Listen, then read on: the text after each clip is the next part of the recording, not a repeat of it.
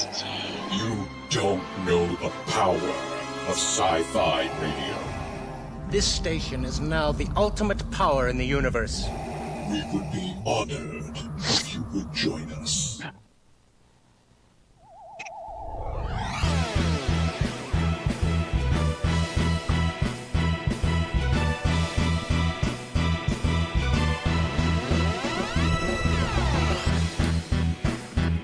Alrighty, holy cow. It is another Thursday night. And believe it or not, we're actually back after 3 weeks. It's kind of amazing. This is Docking Bay 94. You're listening to sci-fi.radio, sci-fi for your Wi-Fi, or conversely, you could be watching us on Facebook, or on Twitch, or on YouTube, or any of those places. I am Sean Obi-Shawn Crosby. This is Jeff Soul Donoho. I'm Colleen Kaylee Crosby. And welcome aboard, eh? Oh my gosh. Thanks, Vicky. Vicky says welcome back. Hey, it's been a crazy 3 weeks. I'll tell you that for nothing. Oh, that's for sure. Let's see. I should open the chat as well. And yeah, we're getting a little rough start because we took the studio apart to go to costume college, and I forgot that Colleen didn't have a microphone. And Colleen's like, there's nothing for me to talk into over here. I had to run over and get that, and it was kind of nuts. Hey, Kelly. But that's okay. We're all doing. What's going on with this? We're all doing exhausted now. Yeah, we are completely wiped out. So in case you didn't know, because it's not like we really completely advertised it, we have been gone for 3 weeks because we flew to Virginia to take care of Colleen's dad, who passed away. He's 93, and we got a message from our nephew who said he's pretty much done. You should come out. And so we grabbed what stuff we could and we ran onto the plane and we made it there the next day, last minute flying, and then Khalid's dad, who's I feel safe in calling a tough old bird. Apparently, I didn't think he was a tough old bird. He lasted 3 weeks. He lasted 3 weeks after saying that he's like, I'm done. I just want to go to sleep, and I've had a long life, and whatever. And then he's like, no, 3 more weeks. And I feel that seeing Colleen bolstered his thing. He's like, my daughter is here. I found when we opened up his wallet and his briefcase and things like that, I found pictures of me, all baby pictures that I'd never seen. And just pictures of me throughout my life, and notes that I had written him that said, I love you, Dad, and cards I had sent him, and I had no idea. And I'll leave it to Colleen to correct me, because I had a very different relationship over the past 35 years with her dad, of course, than he did, where he said my name maybe 5 to 7 times over that time period. Well, the first 5 years he never said Sean's name. Yeah, he didn't. For the first 5 years after we were married, he didn't say my name. Yeah. But he's not. He never struck anybody as a particularly sentimental guy. No. And so that he had all these pictures and stuff and notes from you and things like that was kind of a surprise. I mean, it was nice, to be sure, but it was just kind of like, huh. Yeah, I was definitely surprised by it. Yeah. And so, it was nice. And it was, I will say, it was a lot of work we were doing with Colleen's nephew Thomas and his great wife Renee. We were doing these sort of shifts. They were very fluid 7-hour shifts. And being the insomniac that I am, I took the overnight shift. So I would do from 9 p.m. to 4 a.m. And it was, my respect for people who do end-of-life care for a living. I mean, I've always respected that, but we had no idea how hard it was. I never understood it. Yeah. And it was just the constant care and, taking care of somebody who doesn't want to help you take care of them. Well, and was also really quite a challenge. there was a point when my dad, he didn't forget who we were, but he forgot why he was in bed. Right. And so he was angry and kind of thought we were keeping him prisoner. Yeah. And there was a hospital bed involved, and so he had Oh, boy. bars on his bed, and he'd like rattle the bars on the bed, Right. and that was really hard to see. And the reason why we had to watch him 24/7 was because he kept trying to get out of bed, and he couldn't walk. Right. So at 3 a.m., he'd be quite alert, and he's like, "Where's my briefcase?" I'm like, Yeah. You don't need your briefcase. It's 3 a.m. He's like, "No, I've got to get up. I got to go to work." I'm like, "No, work isn't open and everyone's asleep." And he'd get really mad at like me, and then Thomas would come in and tag team with me, and I'm like, I'm not letting you up for an hour. You can fight with Thomas when Thomas gets here. well, and he also would, if Sean was there, he would ask for me or Thomas, and vice versa. Like whoever wasn't there of the three of us, and he didn't. Poor Renee, I feel like it was kind of really hard for her because he has known her so much less. It was time. very unfair, I think, on her Yeah. end of things, just because she got the short end of stuff. Right. But yeah, it was really funny. It was almost like that little kid thing where like, you're not getting what you want from mom, so you're going to ask for dad. And but this was like asking the kids. And so he'd be there like, "Well, where's Colleen?" I'm like, "Colleen is sleeping. It's 3 a.m. She's hopefully asleep." And he'd get really upset. And then Thomas would tag team out with me, and he'd be like, "Where's Sean?" It's like, well, Sean went to sleep too, and you got to deal with me now. So, but because we went, and we like to think that we gave him a proper and peaceful passing, and that's pretty good. So, and 93 is a crazy run.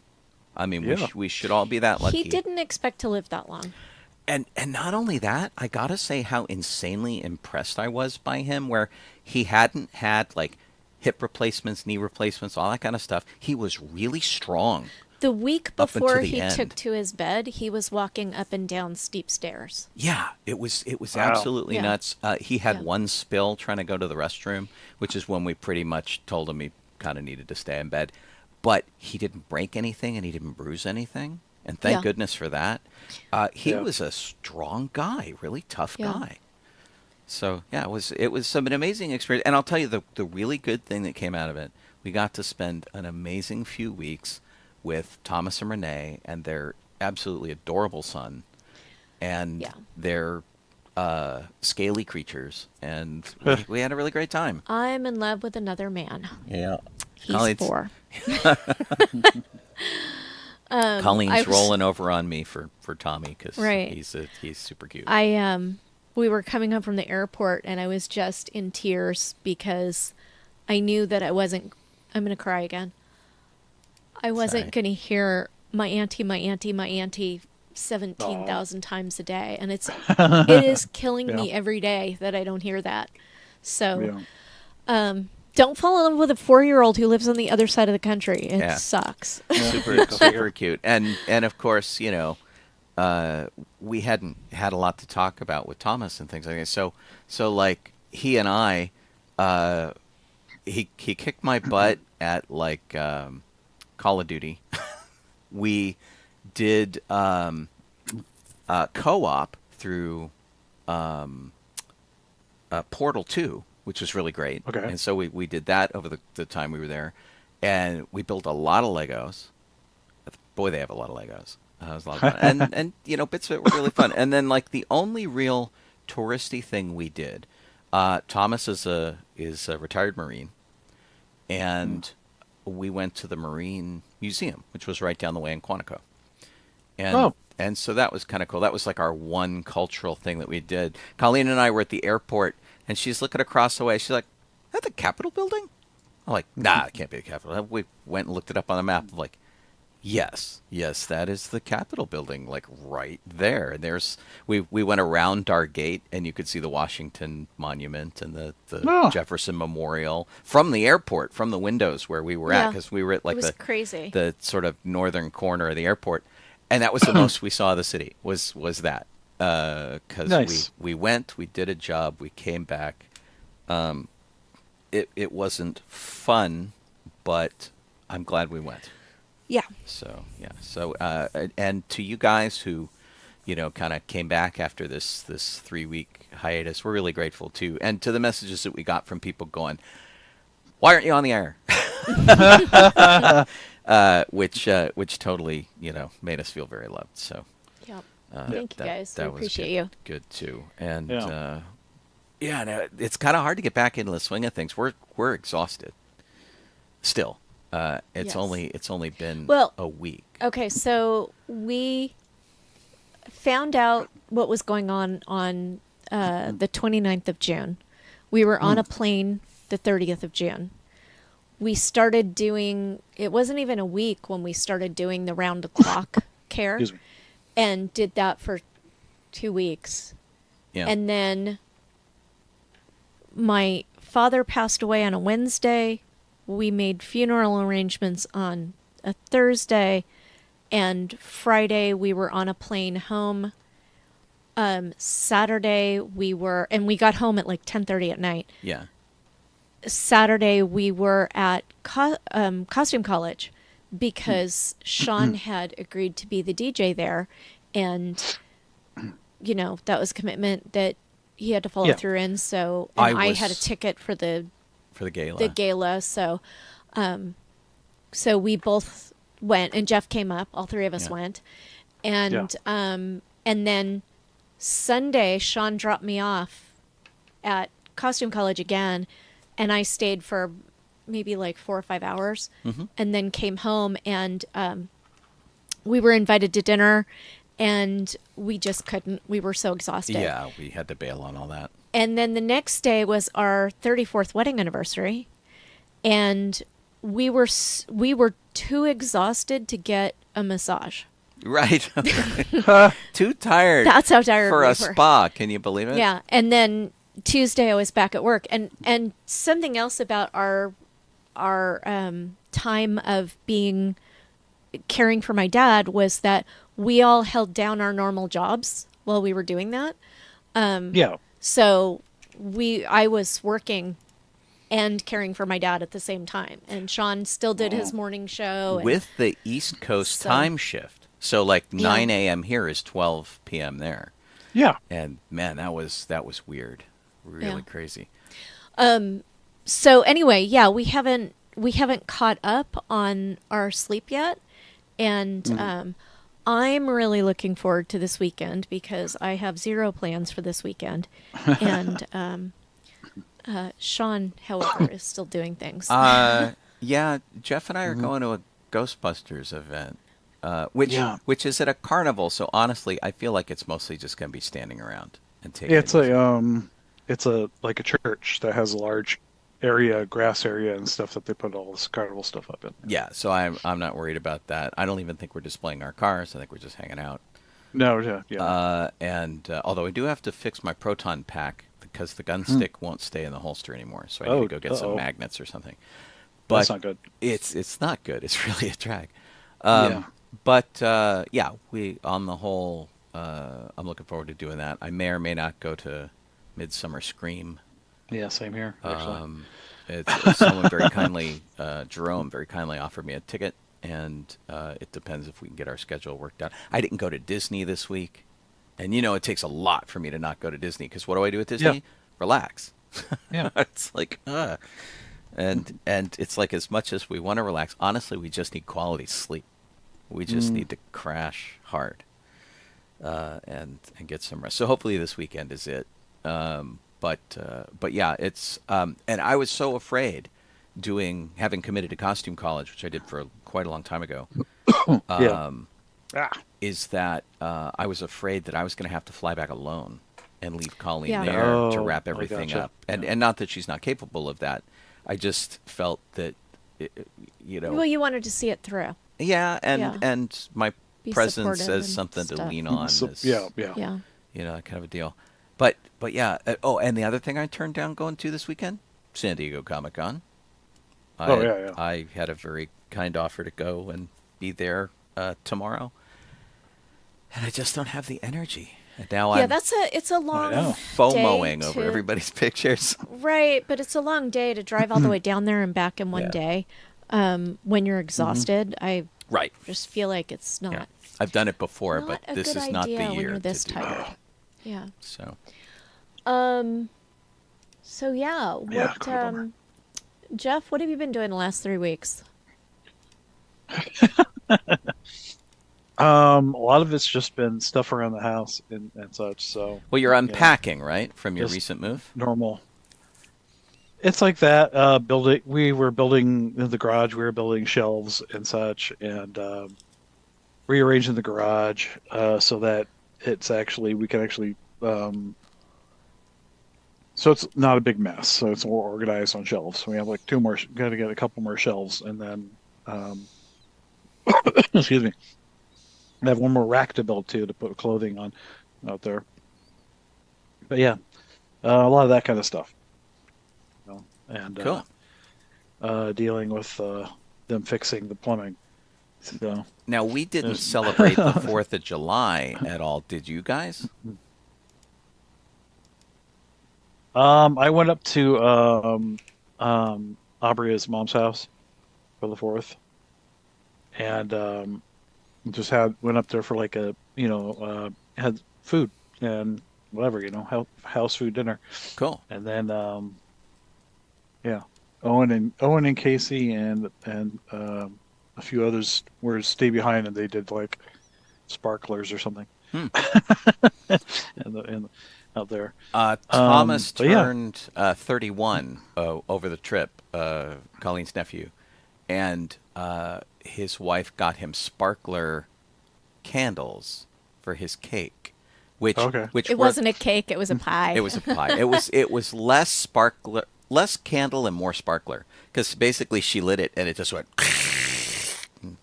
It was perfect. Oh dear. Yeah, it was pretty amazing. Yeah, and of course, on the weekend, this past weekend, was helping Sean out with the costume college Which was greatly appreciated, by the way. with It was, the event. it was good. We Yeah. They cut our dancing early. They used to let us go till midnight. Now they only let us go to 11. And I Yeah, thought what's up with that? I thought they were going to let us go farther this year. So I made an announcement. I'm like, "Hey, last year they shut us down at 11, and here we are at 10 past 11." And then Chris Shem walked over and like, "How quickly can we get people out of here?" Well, it's funny because in previous years, you could keep dancing till midnight, but the tables all had to be pulled down, and all the decorations had to be pulled, and Right, so they which- just did it while people were still dancing. While we were dancing, which was not Yeah. a problem at all. And Yeah. and we have on occasion have had dances, and nobody has this kind of stamina anymore, really. But we used to do dances till like 4 a.m. Not at costume college. Not at costume Never college. at costume Yeah. college. Not at costume college. Yeah, because everybody has Yeah, to I mean, be the in other classes location at was 9 a little a.m. But I think midnight is a perfectly respectable time to shut it down. Yeah. But that said, the crowd that we had was consistent. The floor was always full. We had a couple of pretty good requests that were good, although we had to find the clean version of the requests that they made. Yes, Because yes. all like, I can't play that. That has nasty language in the middle of it. But we did that, and that was really good, and all the old standards were great, and everybody seemed to have a really good time. The theme to the evening was Bridgerton. And so we had the company of Sally, who was playing Lady Watered Down, who was making all the conspiratorial announcements and things, which was fun. Oh, yeah, she yeah. was great. It was hard to hear. She's from the UK. Yeah, it was hard to hear. That room, that room is really brutal, and Yeah, it was I had loud. everything really pumped up as far as it would go, and I'm going to have to try some changes next year, I think. I basically had no idea that she was supposed to be Lady Watered Down. That was not made clear, honestly. Yeah.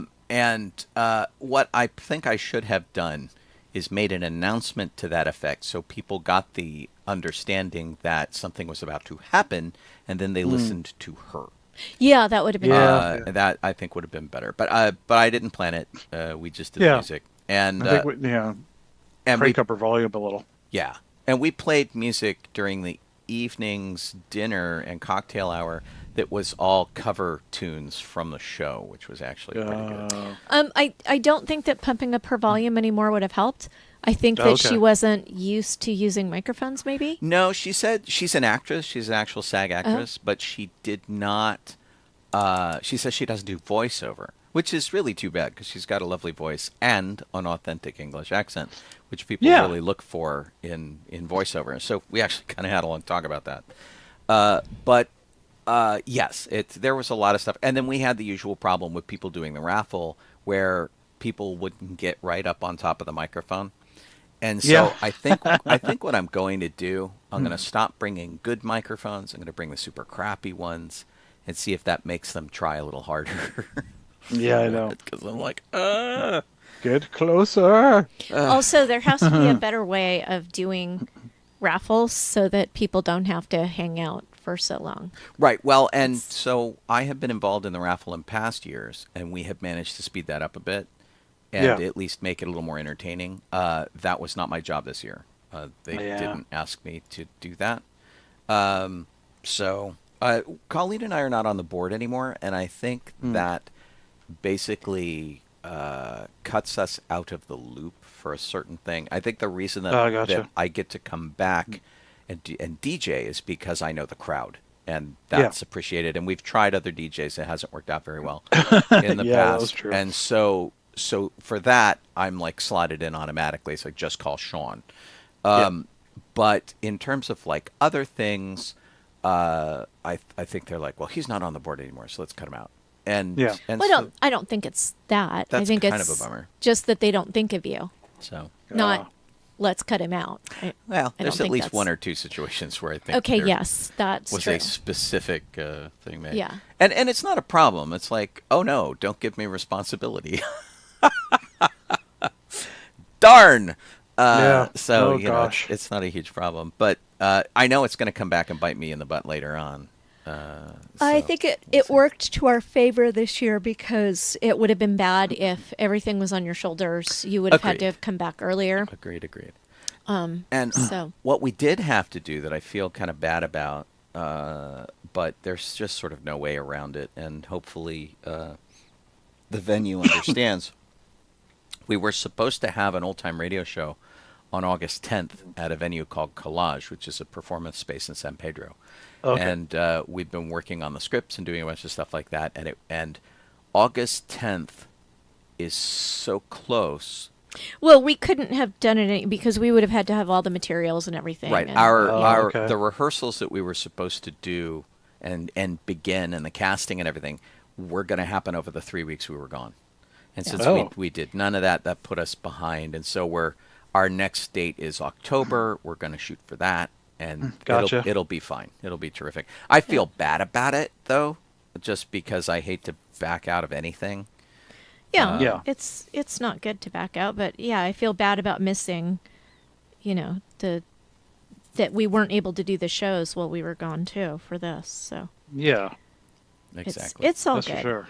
Well, we were doing important things. But boy, we're glad to be back, and having not done a show in 3 weeks is weird. If you look at the numbering of the show, the numbers aren't the number of the show we do for the year. It's the number of the week we do the show. So this is like season 13, which is year 13 of the show, and this would be technically episode number 4, even though we didn't do the earlier 3.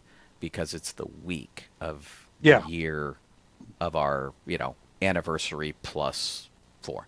So that's kind of how we work. Because people ask me questions about that all the time. They're like, "Did I miss an episode?" No, you didn't miss an episode. It's no. Still good. So. Yep. But good to be back, and thanks to all you guys for hanging out here with us and for being patient and sending us prodding notes, asking when we were going to be on again. Yeah. Jeff, you want to jump on the Star Wars stuff? Sure. Okie dokie. Let's see where we start here. July 25th, 1948 is when, if I'll pronounce his name correctly, David Esch was born. And his connection to Star Wars was that he was the voice of Solo in Galactic Battlegrounds, and actually he was also the voice of Indiana Jones and the these are games, Indiana Jones and the Emperor's Tomb, and like the other Battlegrounds. He was Han Solo, so yeah, that's his connection. That's where and that's I really know all his... on IMDb. That's all I could find. Oh, really? Those three things. That's weird. Yeah. It's I remember him from Indiana Jones and the Emperor's Tomb. It was actually a really good game. Yeah. But it's interesting that he doesn't seem to have done more. He did pass away in 2015. Of course, all our history birthdays are people who have passed away. Yep. But exactly. yeah, it is really strange. And I'm looking up right April now 2nd. To see if he had some other thing. Apparently, he he might, also but nothing on IMDb. That's for sure. he also did some of the read-along storybooks. So, see, there you go. So he So he did did other work. Indiana Jones and the Last Crusade, Temple of Doom, Raiders as Indiana Jones. See, that explains it. He did in 1982. He did Walt Disney's Story of Davy Crockett as Davy Crockett. Oh, see, that's cool. But that's it too. It's a surprisingly limited number of credits. Yeah. And so I'm wondering if he was a stage guy. Yeah. Or something, just because. I mean, unless he's like me and he just like only had a couple opportunities to do voiceover and like grabbed them when they came along. I mean, that could be too. My voiceovers are very limited and mostly targets of opportunity, where somebody's like, "Hey, you could do this." Yeah. So maybe that's the case too. But boy, the stuff that he did. I mean, Indiana Jones. Come on, Han Solo. I mean, that's great. Yeah. So, yeah. Basically, got all the Harrison Ford parts. Yeah. Sure. Pretty amazing. Second one is July 22nd, 1959. That's when Nigel D. Findlay was born. And his connection to Star Wars is he wrote two books called Goroth, Slave of the Empire, and Planet of the Mists. And those are the Star Wars stuff that he worked on. Were those part of the... It was actually source books, actually, not actual source books? Novels. I was wondering if they were the kids' horror books, because there were a series of like sort of Goosebumps for Star Wars things. Yeah. But it was for the West it's a End role-playing source book. So West End Games RPG. Interesting. I used to play that game. Yeah, it was a good game. Yeah. Other than that, he also wrote other things, and like a lot of stuff for like other source books like D&D and Shadowrun and BattleTech and such. And he also did GURPS. Oh my gosh, GURPS. Yeah. But he also wrote novels. He also did a couple, which can't find the name of the darn things, but he did a couple of Shadowrun novels. Shadowplay and Lone Wolf, yada yada. So yeah. Wow. That was pretty cool. Not just a one and done for Star Wars. Excellent. Yeah. Next thing is history part. July 22nd, 1976. That's when Star Wars had its first slideshow at Comic-Con. Let me rephrase that for you. That is when Star Wars ruined Comic-Con forever. I love Star Wars so much. 76. But I gotta tell you that when the movies shoehorned their way into Comic-Con, and it took a while. It took many years, like two this is decades like the 70s, or so something. Yeah, for Comic-Con to get really kind of messed up by the movies, but somebody had to start it. It was pretty much Star Wars. They showed Ralph McQuarrie's concept drawings, Howard Chaykin, did a poster that they sold for $1, which is now worth hundreds, if not thousands of dollars. If you have that poster, they sold it for like $1.25 or something like that, and ended up giving them away because nobody was buying them. And of course, Charles Lippincott was head of promotion for Lucasfilm, and so he went down. He did a talk. They had some stuff on display. Yeah. It was kind of nuts, and they talked about how exciting it was, but they couldn't really show you how exciting it was because they didn't really have anything to show quite yet. So, Yeah. pretty funny. And of course, that would change the following year. Our friend Craig Miller got involved with Charlie Lippincott and Star Wars, and was doing all that kind of stuff. And that's when like they started putting stuff on display, and they started doing slideshows, and they started showing footage, and of course, Star Wars had opened by that time. Yeah, kind of crazy stuff. But yeah, as much as I love Comic-Con, and as much as I love Star Wars, it was a match that kind of messed everything up for ever. Well, I mean, I don't know if they did it right away though. It didn't kind of took a while for the movies to come back in and ruin it. It did. And they're not the only ones, but they basically opened the door, and the movie companies went, "Oh crap, we can do that." Because it like takes one person, right? We could sell our movies. Right. Yeah. We should promote it to. Let's promote nerd movies to nerd. Man. Yeah. It's our chance to promote Twilight. Here we go. Right. Yeah. Next up, July 21st, 1978. That's when the Star Wars re-release for the first time, but it added that line from 3PO. And I don't know why this is a big thing, but it's the tractor beam is coupled and line. Oh, because it's like what? Because I'm like, that's the big deal. But I'm like, There were a couple other lines that got added too, like open the blast doors and close the blast doors and like that kind of thing. Yeah. But I think part of the problem was that people didn't really understand the stakes for getting to the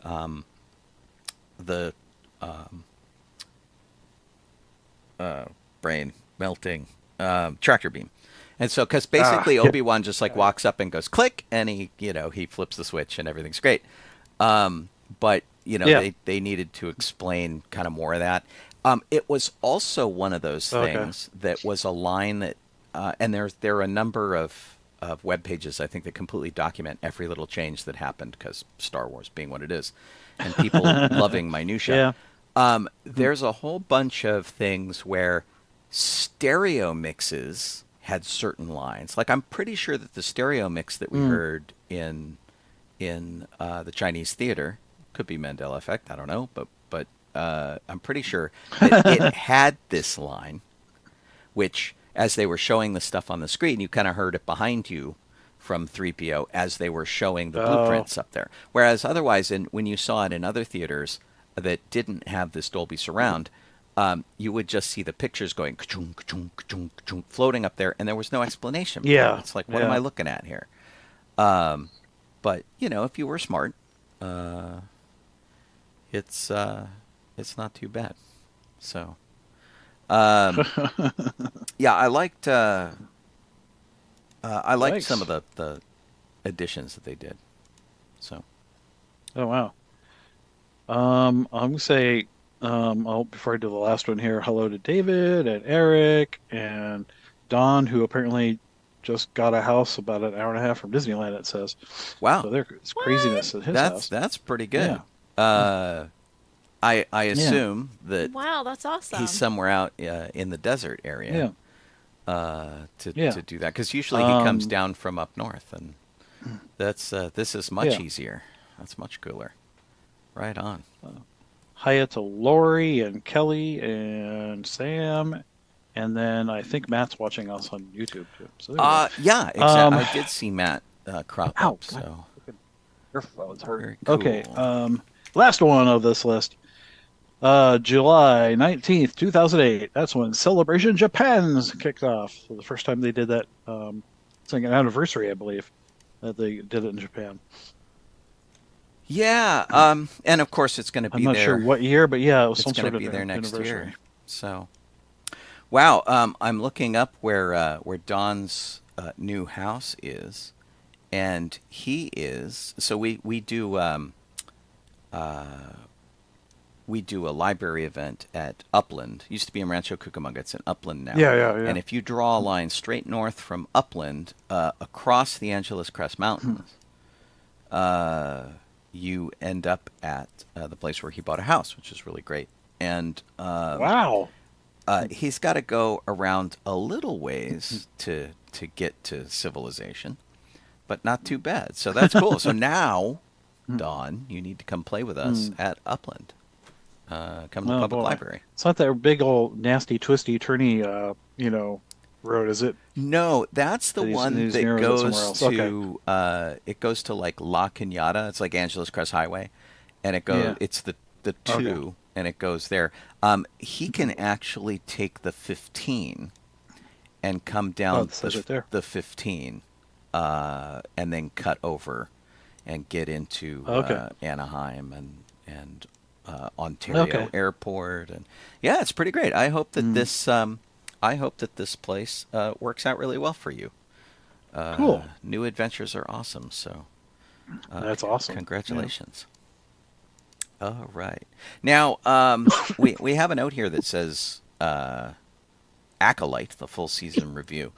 Colleen and I have yet to watch it, and I had been told by several people who watched it and liked it that we should just wait.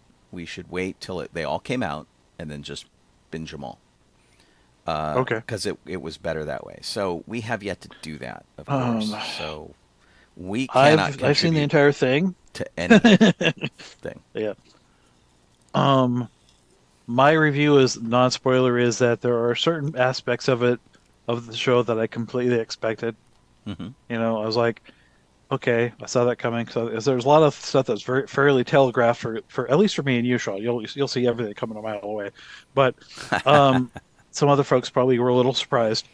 But and I was expecting some things to be a little more clever in the writing category with how the story unfolded, but the performances and what they did with the characters kind of even that out more. It didn't really need to be super clever. It needed to be a little more grounded as it was. So, I was happy about that, and and the end I expected coming. I'm not going to give away what that is, but And is it set up for season 2? Anyway, yeah, totally. They could easily make a second season. I don't think they recently talked to the showrunner, and they said they haven't heard anything yet. So that I didn't bother to put that in the document because there really wasn't much to it. But yeah. Wow. Good stuff. Sounds good. I guess Sean and I will have to watch that when we're finished watching Resident Alien. We watched season 1 Monday? Yeah, we went through all of season 1. Sunday, We've got season Monday. 2 to go. Yeah. And it was it was super fun. Yeah. So moving on Cool. to theme parks. Some Disneyland cast members are set to go on strike. this is kind of a big one. They just I think it actually got settled. they just me look it decided up. to unionize, and they were on strike. They were picketing. Yeah, they weren't really strike yet, but they were picketing to do it. Wait, how can They you... reached a tentative contract agreement, Oh, okay, cool. so there's no but strike. but I may have misunderstood what the two of you just said. Did you say they were picketing? Yeah. So what What's happened? the Yes, they difference were. between picketing and a strike? Well, you can picket without being on strike because you can be out there showing signs and stuff. Being on strike means you don't go into work. But people I thought were, you only picketed when you were on strike. You do not There you go. have to. Yeah. But I have a People magazine article open here. Okay, It says there you go. Disneyland Cool, we strike got it. averted Yeah. after tentative deal is reached between cast members and Disney. And Yeah. so you can go out there and you can protest with signs, but Yeah. to to actual I didn't think people did that, but They I was do. wrong, I guess. yeah, they do. And to actually strike, you don't go into work. Yeah. And that's when the company gets really bent out of shape. Yeah.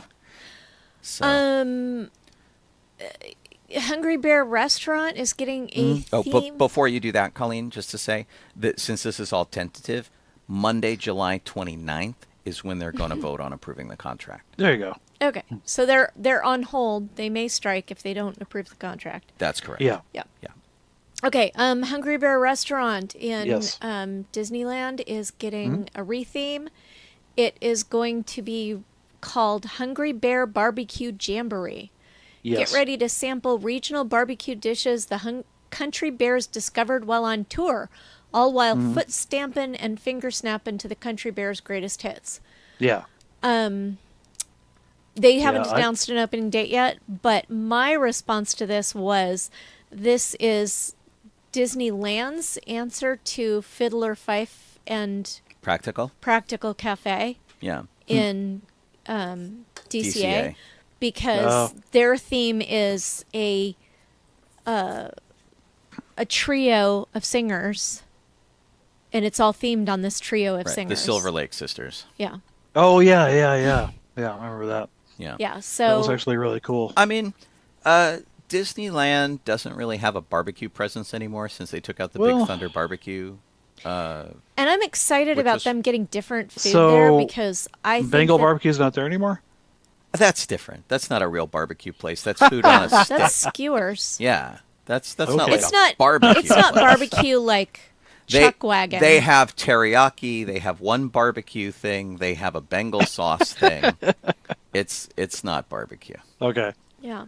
And I'm excited because I think that the Hungry Bear restaurant is kind of crappy. Okay. So it's like the Tomorrowland Terrace Yeah, it hasn't my, been my very kids good were asking of me the about west that, side of the too. park. Yeah. in a while. Because they're like, I thought it was already Country Bear, and I'm like, well, no, it was based on Bear Country, Yeah. not Country Bear Jamboree, Right. and that just stuck around, even though they changed the name of the land to Critter Country for one point. Yeah. I am sad that it is just going to make me miss the Country Bears even more. Yeah, Because I really do like I that wish show. that they I really wish that they would do like the Chuck E. Cheese, thing to this place. Just Right. have them animatronics do stuff while you're eating. Colleen is squeaking her Oh. bear Sharing The baby. my Country Bear. Yeah. from Japan, where they still have the. That's I pretty think cute. I still have the. I gotta look around. I don't know if I still do or not, but I had a really old piggy bank, and it was like, I think it was Al. I'm not Big sure. Al. Yeah. Yeah. It looks like it's made of wood, but it's really just porcelain. But Right. It was really old. Well, and they did bring the Big Al statue into DCA over in Yeah. Grizzly River Rapids, and I mean Yeah. honestly, they need to carve out a little place over there in DCA if they can in that section, and just bring Country Bears back. Yeah. Well, speaking yeah, of the geez. Country Bear Jamboree, in Florida, one of the Country Bears started smoking during a show. And they don't allow Oh, yeah. smoking in that theater, They're- especially when it's coming out of the musical instrument that the bear is playing. Right now, Man, he There- must have been really playing. there are two things here, and I'll run the video over here in the background, and I think he's playing "Devil Went Down to Georgia." I think. This makes sense then, because you really had to play that, man. To get Right, smoking. and Wow. so here's the video, and you can see smoke coming out. Now, the caveat to this is he is supposed to have a smoking fiddle. He Yeah. plays it so hard that some smoke is Man. supposed to come out. But what happened is this effect went wrong, and they had to exit people out of the theater because it was smoking too much.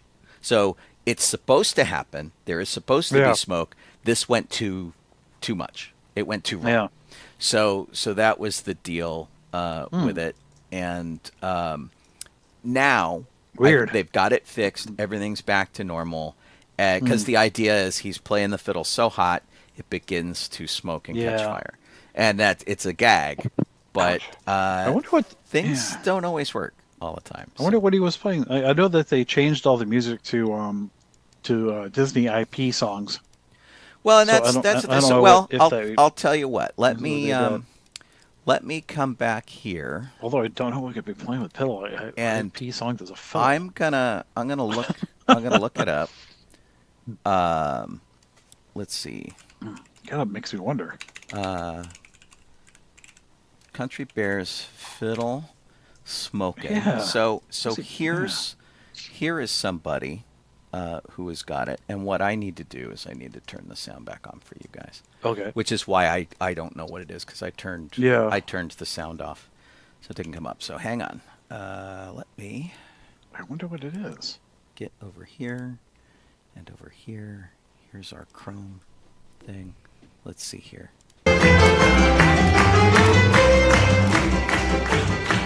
Oh, it's supercalifragilisticexpialidocious. That's cool. Okay, that makes sense. And oh wow, yeah. So that's how the effect is supposed to go, Yeah. where he's just playing it so hot that it gets all kind of smoky. It is not supposed to gas you out of the theater. Yeah, man. All right, now we know. But I mean, he was really playing it for those other people. That's why. Playing on the fiddle and playing it hot. Yeah, true. Yeah. Actually, so it was really funny because some of the videos that I saw replaced that music with Devil Went Down to Georgia. David. And I'm like, really? That doesn't seem like a very Disney song. And there's actually swearing in that song too, which is pretty Oh my funny. gosh. Oh, What the heck? What happened? What did I do there? There we go. Yeah, kind of crazy. Kelly notes that the funnel cakes are good at Country Bear.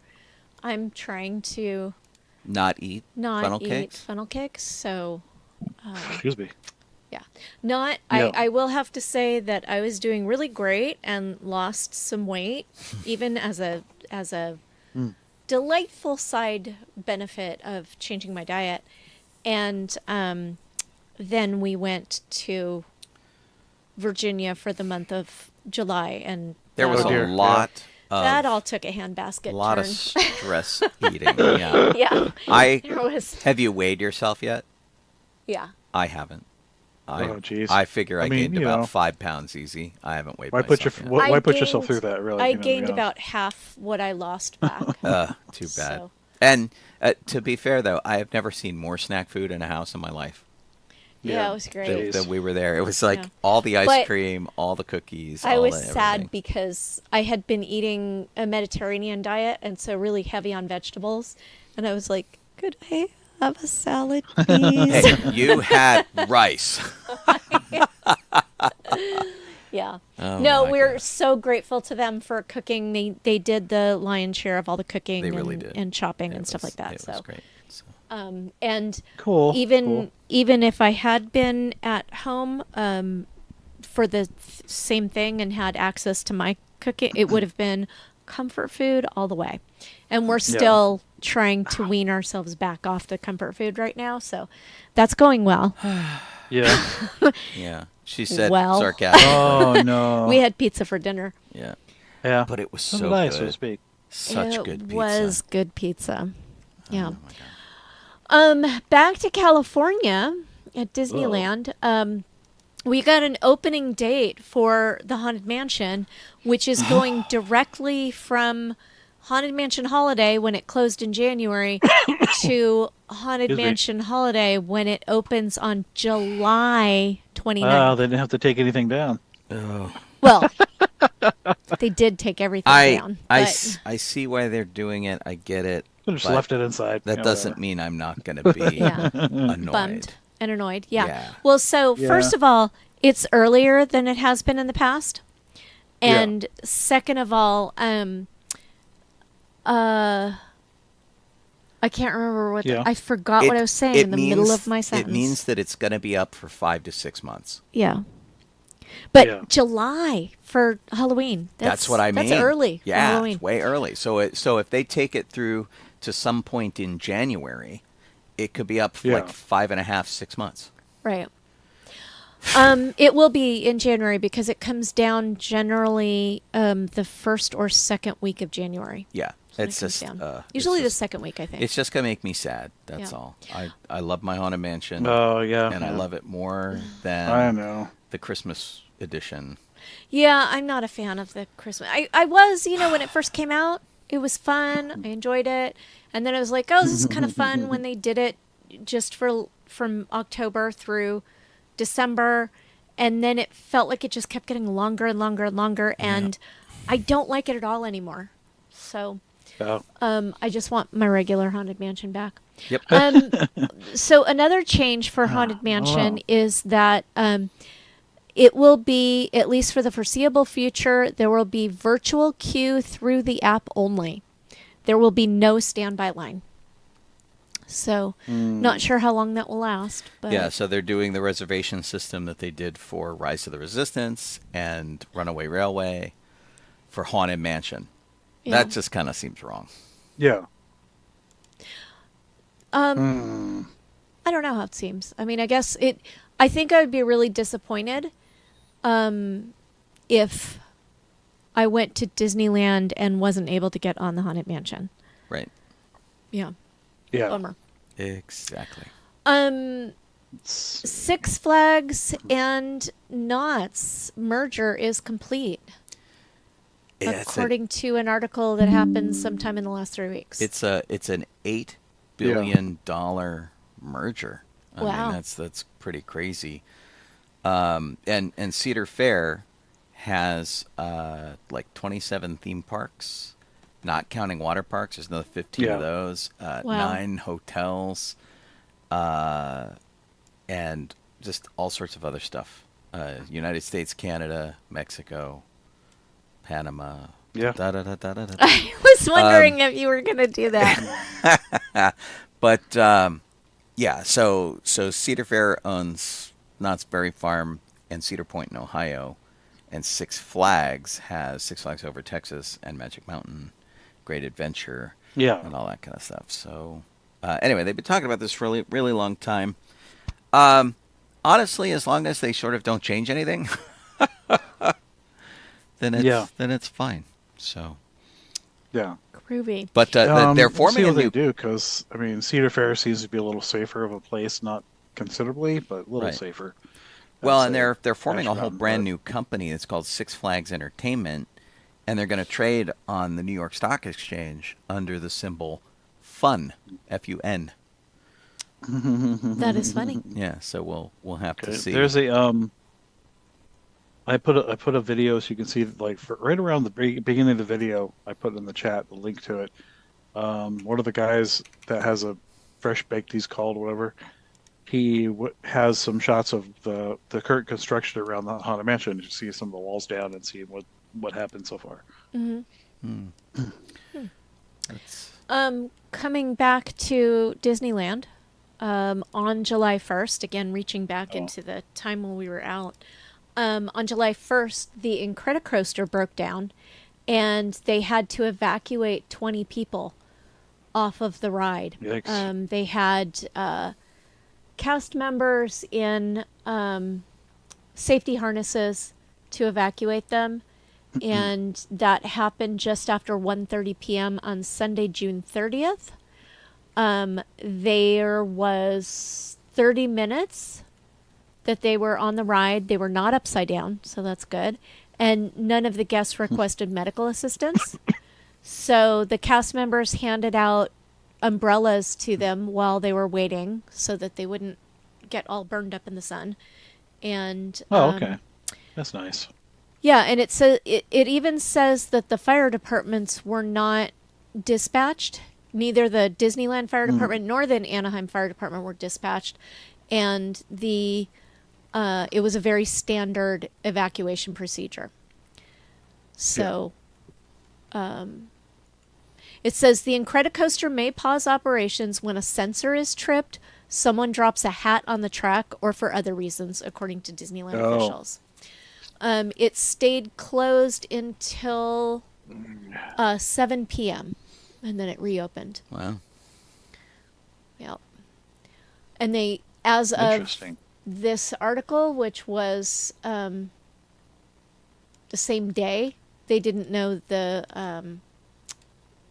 what had happened. They didn't know why it had happened. So Yikes. there might be something that was published since then, but I don't know. Gotcha. All right.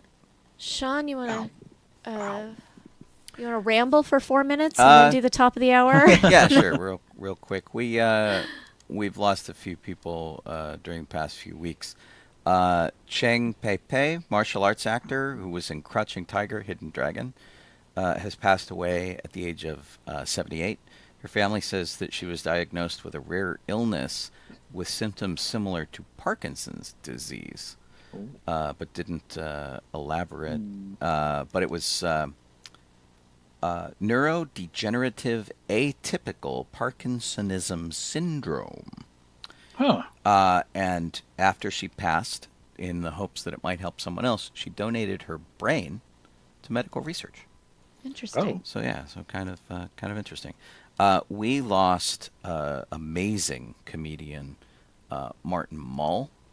He passed away at the age of 80. He was in Fernwood Tonight. He was in the movie Clue, Arrested Development. He was in the Roseanne television show for a while. And he was just a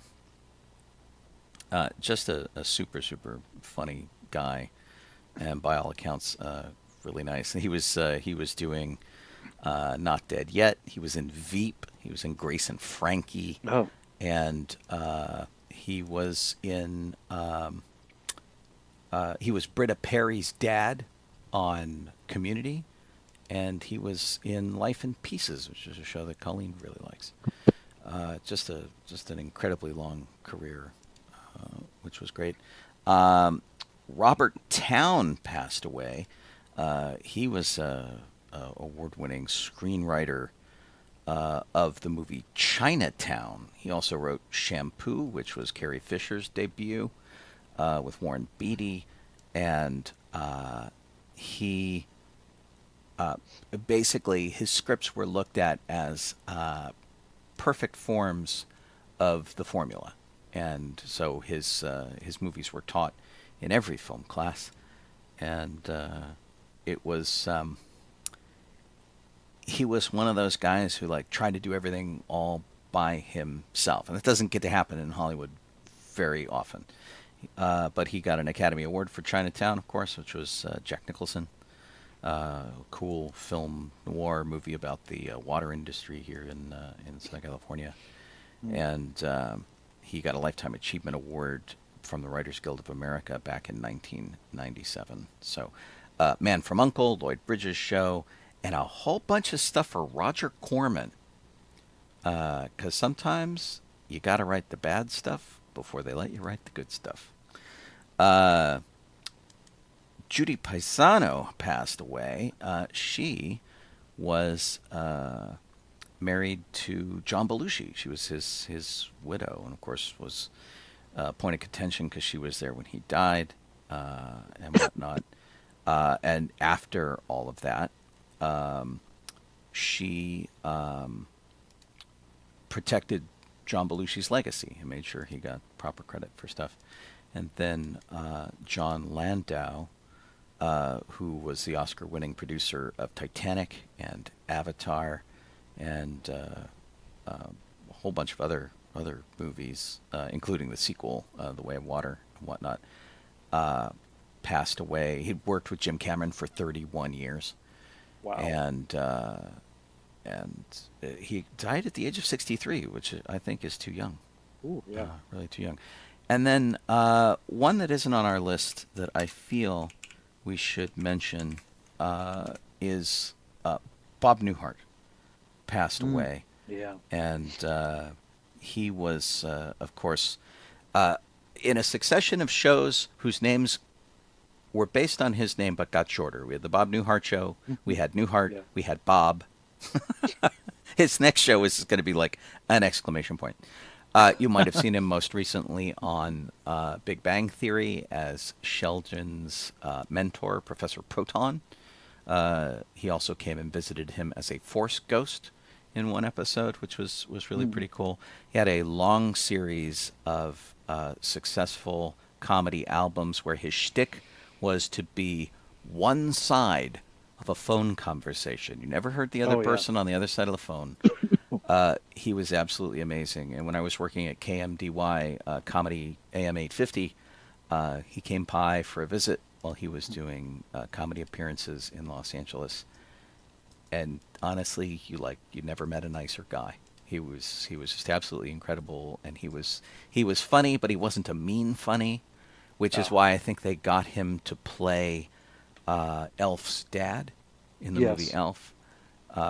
Just a super talented guy, and of course he was in The Rescuers for Disney, all sorts of really terrific stuff.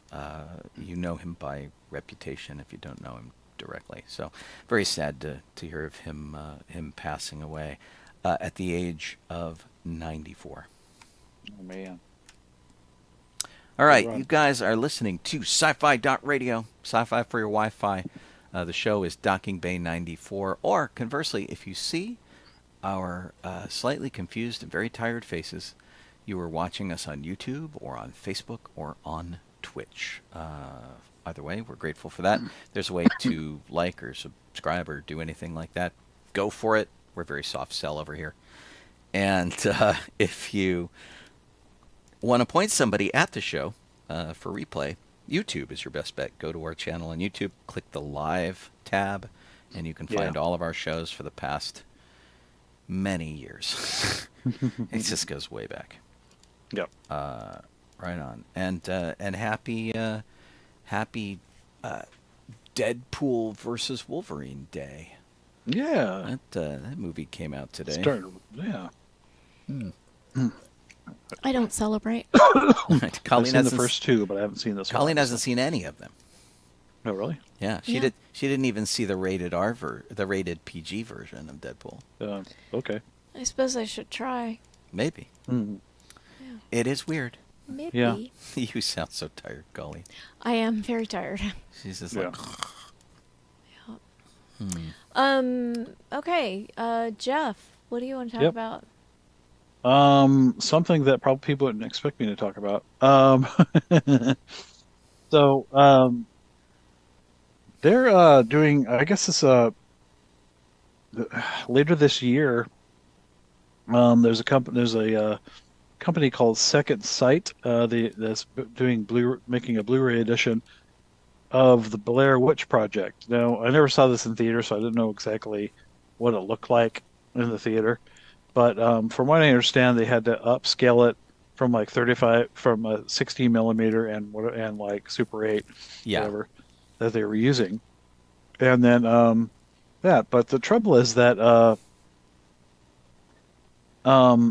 the producer Michael Monello was saying that Lionsgate is trying to it owns the rights to releasing it, but Lionsgate and Artisan are also, as far as I know, they're allowing the Second Sight version to come out too, but they're going to re-release Blair Witch at the same time with whatever copy they've been doing. But the thing that's the problem is that when they upscaled it like that, and changes the frame rate and everything else, and basically makes it more film looking. And then what they've been doing is when they put it on Blu-ray or DVD, they've just been going from that version onto DVD and such. And so it has like the wrong aspect ratio. It's got like it has all this just problems with going frame rates switching back and forth, and moving back down. And so it looks and sounds not the way it should. So what they're doing with Second Sight is they went back to the original tapes that they used for the movie, and basically they're doing a copy off of those, so it'll be the correct the old TV aspect ratio, which is what it was supposed to be. Right. But it won't be upscaled, downscaled, and look all crappy. It'll look like it should look. Well, it was always supposed to look kind of crappy because it was a bunch originally intended. It was a bunch of kids with video equipment in the forest. It was never supposed to look great. No, I mean, but the point was that they were originally it was only going to be on cable channels like HBO or something, and then like I don't know, Lionsgate, whoever got a hold of it, is that then they wanted to make release it in theaters, so they had to do all that stuff to it, and so it doesn't look as crisp as it's supposed to be, which isn't really the greatest crisp as it is anyway. But it should look better, and the sound should be better. But they're also throwing in extra stuff that should have been in there. They got edited out or whatever for film. So there's a version of that coming out. Didn't say there's not a date yet. It's like later this year, I guess. All right. Is Well, they say when it's coming. The problem I see with it myself is that only the hardcore fans will go see it because everybody knows the gimmick to it now. It's like but it's on Blu-ray. It's not going in theaters. Yeah. As far as I know. Yeah. So I mean, only the hardcore people will buy it Yeah. then. There was a problem. I saw 20th anniversary of Shaun of the Dead is coming up. They're that's going to cool. show it in theaters. Yeah. Cool. And I saw that. I mean, I guess I would be a hardcore fan because Excuse I me. thought about seeing that in the theater. Yeah, Go see that would be fun. Yeah. Back to the Future With had Blair Witch, they also didn't get paid like the amount they should either. Well, and they probably won't They this kinda got time either.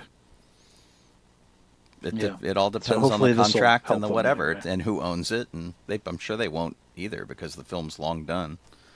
And it was made Yeah. cheaply on purpose. So Yeah. Back to the Future. When Back to the Future was first released on Blu-ray, they had a big problem with it where they didn't get the aspect ratio right, and they cut the edges of the frame out instead of letterboxing. They had to do a big disc recall. Yeah. And in so fact, that's I think, a widescreen view. Yes. I think the ones It's like the total. Yeah. I think the ones we still have are still the ones that are screwed up because we never got the ones in the mail that we were supposed to get to replace them. Oh, like a pan and scan or something. It's not pan and scan. It's just that the transfer kind of like squished things and cut the edges of the frame off. Okay. So you don't see the entire movie frame. It's not in like I gotcha. the 2.35 Yeah, it's just whatever bizarre. ratio. Yeah. So Yeah. it's just like kind of a drag. But there's all sorts of I understand the revisit to that. But the thing that would make me watch Blair Witch Project again is if they put it in VR and you watched it in a VR headset and you were actually like I'm sure they there. could That is the only accomplish that. That'd it's be the cool. only thing that would interest me because it just there's nothing that a re-release is going to do for me that's going to make it better than the first one. Yeah, I'm not a fan of the film itself, but I mean, I like the idea that they're going to be able to go back and release it as it was originally intended, and that's cool because to me it's just people yelling and crying and getting lost in the woods. I don't expect it to be any better than that. Yeah. They could put all sorts of other stuff back in it. I don't think it's going to be better. It's just going to be more. Yeah, I can't. I mean, the parodies that they've done of it in other dramedies are plenty for me. I don't need to actually see the original. Yeah. Yeah. Yeah. Let's see. I wanted to mention that at midnight tonight, the union SAG, Screen Actors Guild, is beginning a strike against interactive media companies. So they will be striking against video game makers for to make sure that that they don't have AI rights to the actors. So Gotcha. Yeah. more strikes is And strike. So like I'm a SAG member, but I don't work very often at all. And so the last strike I didn't feel terrible about because it didn't really affect me all that much. It affected our household industry because, of course, Colleen works at the motion capture studio. This one, however, hits really close to home because basically this strike applies to her business. And so that's the thing that kind of really is bumming me out. So we'll have to see. Fingers crossed that it doesn't last too long. Right. So Yeah. Well, and I think That's true. a lot of it is because of So. various AI concerns and things like that. So, Yeah. well. Sean, what do you want to talk about? So, just a couple years ago, I bought what was supposed to be like a completely cool, awesome Oh. remastered edition of The Last Starfighter. Mhm. And Yeah. we've got it in a steel case on the shelf, and it's Blu-ray, and it's great. Apparently, some company called Arrow Video, which is a company I don't know, is looking to upscale the film to 4K and just like make everything super amazingly crisp. The movie was directed by Nick Castle, who was the original Shape in Halloween. He was the original Michael Myers in Halloween. He went on to direct it and doing a bunch of other stuff. And so it was kind of a surprising thing for him to direct a movie that was like really, really good. And of course, only us nerds liked it. It didn't do well in the box office, but it's got a huge cult following. They're gonna do it in a surround mix for sound and a bunch of things like that, and then bonus features and etc. and so forth. I don't know that we have a 4K player in the house, but I would be tempted to pick this up in 4K. Our TV supports it, but I don't know our the Blu-ray new PlayStation is. Yeah, we don't have a PlayStation since it got burglarized. Oh yeah. So we have we're gonna have to get a new TV anyway with a weird spot on it. Uh-oh. You got to stop shooting darts at it. Jeff, what do It's you want got to talk like about? a weird like Shooting light darts. spot down in the middle and the bottom of the Oh. TV, and like lighter spot than other spots on the TV. So I don't know if that's what that is. It's similar to like if you stick a magnet on something, but not really. Yeah. Well, Maybe someone yeah, stuck so- a magnet on it. Yeah. there's lights Yeah. that light up the Hard to tell. panel, the back of the panel, and maybe one of them is going out, and it's just on too It bright could all the be. time. Yeah, it's just too bright in one spot. My stuff. Okay. Let me close that thing over there. Actually, where did I just had it. There it is. I'm going to talk about Hellboy. There's a new movie coming out. And they've released a trailer, a teaser trailer. Hellboy, The Crooked Man. And it's actually I saw a side-by-side comparison of someone did of like of the trailer, bits of the trailer, and the comic book that it's based on, and it's actually pretty close to what the comic book is, because I think that it's saying that Mike Mignola is actually has a lot more involvement with this, and it's like in the article I read, it said one of the articles I read it said, oh, he's ever been involved. It's the first time. I'm like, no, he wrote the other two, so he was involved with those, just not this one. He's more hands-on producer, and he's there. So, it looks, it cost $25 million to make, so that's your first clue for an American film. It looks to me, and this is me being negative, I guess, but it looks like most of the money was spent on Hellboy's makeup and a CG snake. But otherwise, after seeing the trailer, I saw something later on that and found out that this takes place in the 50s. And I went back to watch the trailers. I'm like, are you sure it takes place in the 50s? But it's actually, they said that it does. Oh, interesting. I'm like, okay. Is that just how Yeah. they're explaining why Hellboy looks a little different? Because this is like the third actor to play Hellboy now. Yes. And he looks a little So different than both it's David a Harbour sort of a and- prequel, but it's a reboot. So All right.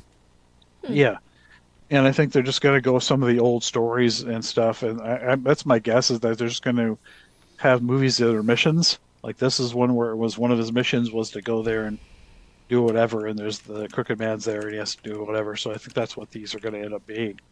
It's just like, consecutive, depending on how well this one does. But I don't know. From the trailer, it does not. I don't really want to see it, just because the trailer doesn't make it look good to me. But it might be good. Who knows? Don asked a few minutes ago if SAG wasn't striking last year? And the answer is yes, but that was for acting in movies. So like regular acting, I would say. And the thing that they're striking against now is interactive gaming. Oh. So it's for video games. Okay. Sorry, I thought I replied to him. You did, but I thought that was something that other people might be curious about as well. Oh, okay. So I thought I would answer it. Kill. Let's see. Kevin Bacon tried to be a regular person for a day, and he didn't like it. He said, and he did it at "This the sucks." Grove, which is hysterical. So if you go to the farmers market here in Los Angeles, which has been around for like 100 years, next to it is the Grove, which is the super snooty I don't feel comfortable there at the mall. Grove because I'm not I'm not upscale enough. We feel always I don't have underdressed. enough money. Yeah, we have done Star Wars and Harry Potter events there at the Barnes and Noble. I don't have a dog in a bag, Right. like a small dog. You don't have a that I dog in a can carry around bag. in a You're bag. not trying to shop in high heels. You're not wearing strange vinyl clothing. You're not on the end of a leash from Kanye West. Ew. There's like all sorts of things that just like preclude you from being there. And So he donned a disguise. He wore false teeth and he altered his nose and wore glasses. applied And by a special effects guy, so it looked really Yeah. good. Oh, good. So it he didn't like it because people like stood in his way. Nobody thanked him for anything. They were pushing him. Nobody said I love you. He had to wait in line to buy, he says, effing coffee or whatever. Yeah. He says, this sucks. I want to go back to being famous. Rank has its privileges. Did he say that on the Graham Norton show? I don't know. This is an article on NBC. I saw a video where he was talking Yeah. about it on some chat show. Honestly, what's interesting is that this article came out on July 4th of this year, and I could have sworn that I heard him talking about this before. Yeah, I think that some people are just now picking it up because it was on a Graham Norton show like a year ago. Yeah. Yeah. Oh, okay, there you go. Yeah, and Gregor says it is funnier if you have a large dog in a bag rather than a small dog in a bag. We'll let Jeff do that because he's got the largest dog. But the bag's going to have to be on casters. I mean, geez, I don't know. I'd have to like put him in a tent. Right. One of those Call it a bag. one of those big laundry canvas laundry things that they sneak Yes. people out of prisons in. Need one of those. Yeah. He'd fit in there. Sean? So, Kevin Feige, who is the president of Marvel Studios, Yep. and is making us feel like we have done absolutely jack crap with our lives, became the 2,785th person to receive a star on the Hollywood Walk of Fame. This is, of Yep. course, because of Deadpool and Wolverine. Yeah. I assume that Disney footed the $75,000 bill it takes to get a star on the Hollywood Walk of Fame.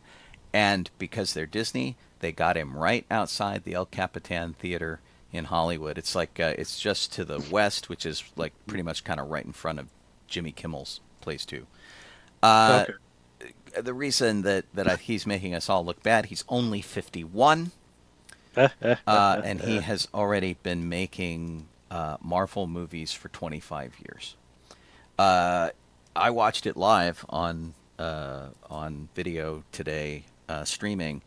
The Hollywood Chamber of Commerce kind of messed it up a little bit, so it kind of kicked in the middle when Ryan Reynolds was speaking. But so Ryan Reynolds spoke, Hugh Jackman spoke, and the co-president of Marvel also spoke about working for like 20-something years with him, which was pretty cool, and a pretty sizable showing, as you would expect from a Marvel celebration, pretty sizable showing of people from the Marvelverse. So Chris Evans, Chris Pratt, Brie Larson, David Harbour, Simu Liu, Ki Hai Kwan, which I was really glad to see he was there, Catherine Hahn, Emma Corrin, Sebastian Stan, and a singer whose name the mayor of Hollywood got wrong. He called her. What was her name? See, now I can't remember because he mispronounced it. He called her Lucy, but it wasn't Lucy. It was something else. Oh. Which was weird. But anyway, it was a really good ceremony, and of course, Deadpool and Wolverine opens tonight and tomorrow, depending on your theater. And he got his start like the rest of us. He said that he went down to watch the Star Trek cast put their hands in cement at the Chinese theater. I remember being there for that. And he realized in the middle of that he was surrounded by nerds. And that the light bulb went off over his head. He's like, oh my God, I'm a nerd. And he sort of embraced his nerdness. And he started producing films, which he said was what he always wanted to do. And he's been doing that for Marvel for a quarter of a decade. Or a quarter of a century, rather. Which is pretty great. But anyway, you can go watch the ceremony up on YouTube. And I got to say, it was really funny looking at the comments because of all the people who were there. Chris Pratt, Chris Evans, and of course everybody got big applause when he announced them. David Harbour did, Catherine Hahn, Ki Hai Kwan, all these people, Simu Liu. Everybody got the big rounds of applause from the crowd that was there. But in the comments, everybody's like, oh, Sebastian Stan, he's so cute. Like all of Sebastian Stan fans came out of the. Oh my gosh, that was really, really very funny. But anyway, as the guy who basically kickstarted the Marvel Cinematic Universe with Iron Man, it's a pretty deserving thing, and he gave a lot of thanks to Jon Favreau for getting him involved in it and all that kind of stuff. But if it's. He said that he doesn't like public speaking, and he said that he found out that the one thing worse than public speaking is having to stand there while other people say nice things about you on stage. And I think we've all kind of been there too. So that would do it. Anyway, congratulations to him. It is, of course, Kevin Feige Day here in Los Angeles, at least for 4 more hours, and so I hope he enjoys that and whatever that entails. Jeff? This is kind of cool. For the new movie Superman by James Gunn, he's now called Superman, not Legend Superman or whatever. Someone's going to be showing up in it, and that is Will Reeve, which is Christopher Reeve's son, is going to be in Superman. Not as Superman, but because he's Will is actually a journalist and ABC News correspondent. He's actually going to be playing a TV reporter in the movie. Oh, that's cool. Neat. It's still a nice little nod. Yeah, totally. I was like, that is so awesome. Makes me want to see even more just because of that. Nice. So, I want to tell a story that one of my coworkers told me today. About a man named Jed? No. Okay. The whole. I was hoping you would tell this because I thought this was epic. So funny. Bubbling crude. So, I was in a meeting with somebody from our accounting department today, and he was telling me how he just sort of offhanded. He said, "Well, for a little bit there, I was really into like really super nerdy stuff like D&D and painting miniatures," and I'm like, dude. That's my wheelhouse. Yeah. So then he felt more relaxed with me and able to open up to me. And he said that he grew up in a fairly religious household. And so when he was 8, one of his friends said to him and a couple of the other boys in his neighborhood, "Hey, we're going to get together and we're going to go to the store and we're going to buy D&D so that we can play D&D. And my coworker says, "Oh, it's really great. Okay, let's do this." So, does anyone have any guesses what one D&D book a group of 8-year-old boys would buy if they were looking to play D&D? And when I said that to Sean, he I got it in immediately, one. Yeah. before I even got the question out, he said Monster Manual, which is Yeah. true. The this 8-year-old boy purchased the Monster Manual, and then the other kids were all looking to him for, well, of course he knows what he's doing. He's the one who went out and bought this book. So tell us how to play. And not knowing how to play, he looked through the book and he said, well, we look through here and everybody picks the monster that they want to be. And they all picked the red dragon, the same character, because it's like the strongest one or the best, coolest one. And since they didn't know how to play, they ended up each drawing pictures of what their red dragon looked like. And that was, according to my coworker when he was 8 years old, that is how you play D&D. Yeah. And then his next experience with D&D was when he was quite a bit older. He was, I think he was like around somewhere between 18 and 20, 21, somewhere like that, when he was working with someone who had been a convict for about 15 years. And the convict said to him, "You know what we did in prison? We played D&D." So he thought, as an adult, he thought, well, only prisoners play D&D. That's what you do when you're in jail. You play D&D. You're a criminal. So I had quite a laugh this afternoon. It puts a very different awesome. spin on the satanic panic idea. Right? Knew it. Knew it ended up no good.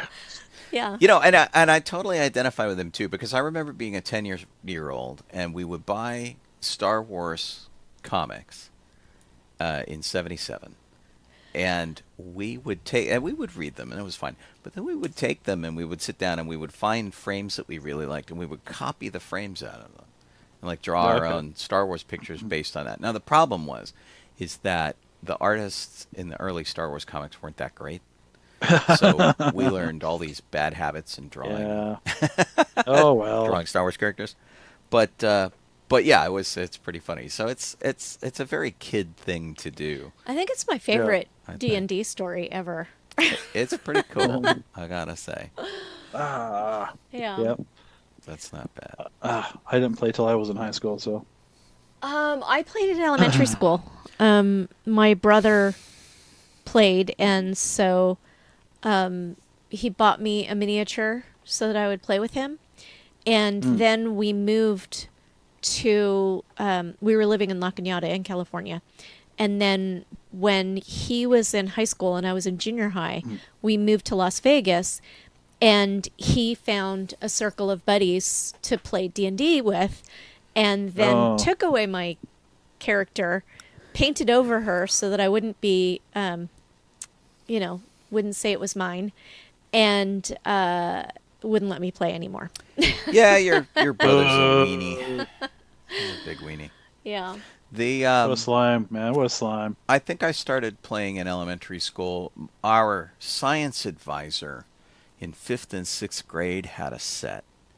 And he, with the really terrible, crappy dice, and he would DM the game, and it was sort of our rocket club.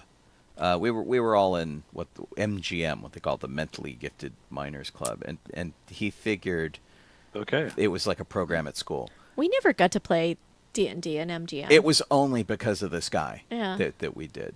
We actually got to do some pretty cool stuff in that thing, but the thing that was really sad is that, it was only for people who tested well. And I tested well, and they're like, "Oh, well, you must be your brain." Oh, jeez. And so we got to do all this like really neat stuff that other people didn't get to do, and that's kind of not fair. Good and bummer.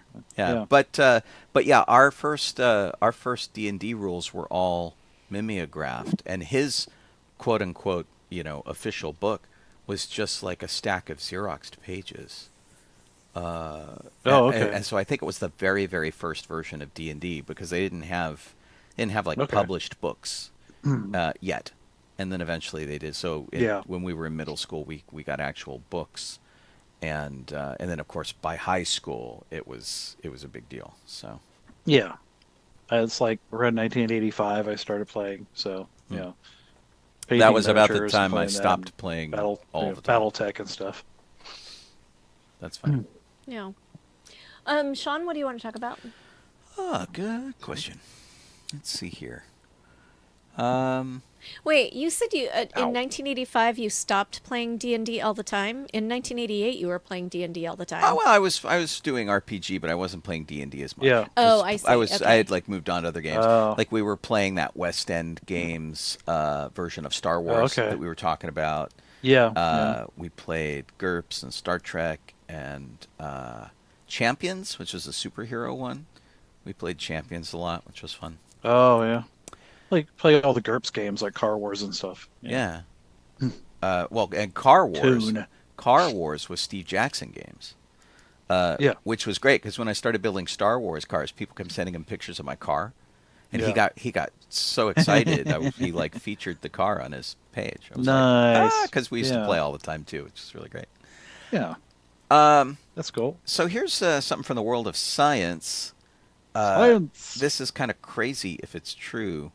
Apparently, Oh, yeah. a seventh person with HIV appears to be cured after stem cell transplants for leukemia. He's in Germany. He no longer has any detectable HIV in his body. He was treated in 2015. That's amazing. And is still clear of HIV after almost 10 years.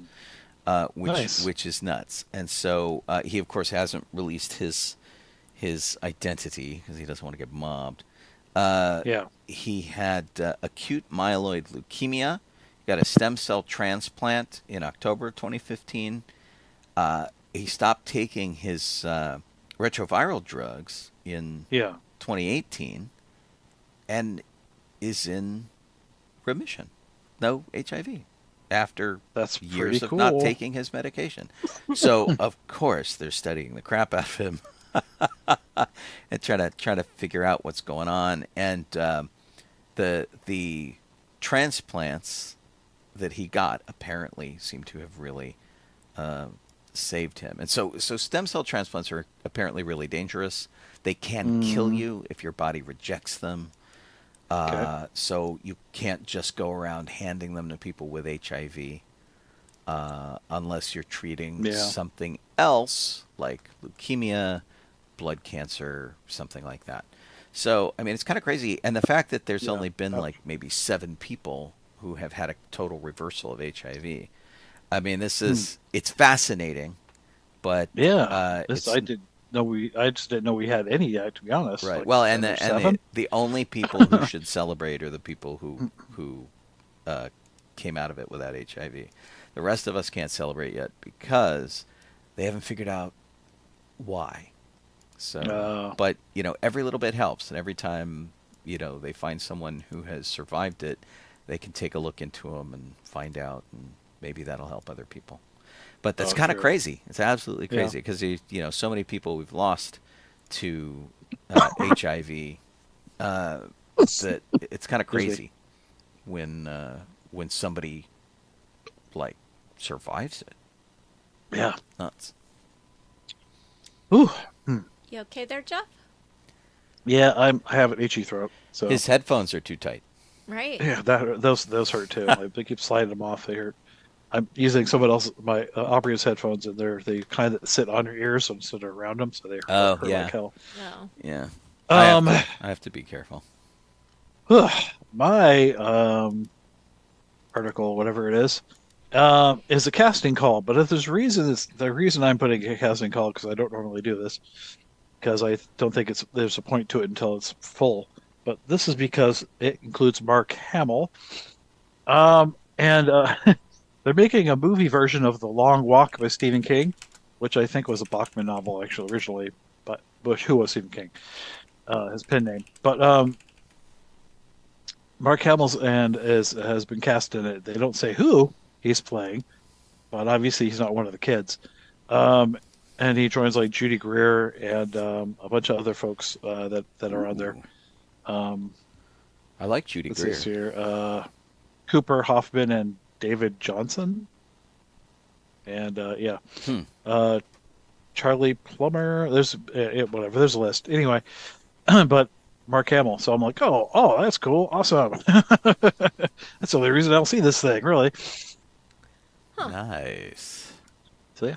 Interesting. Sean, you got another one in ya? Yeah, I got a couple more in me. So this one, Jeff mentioning the casting call reminded me of something that I read. So being a SAG member is tricky.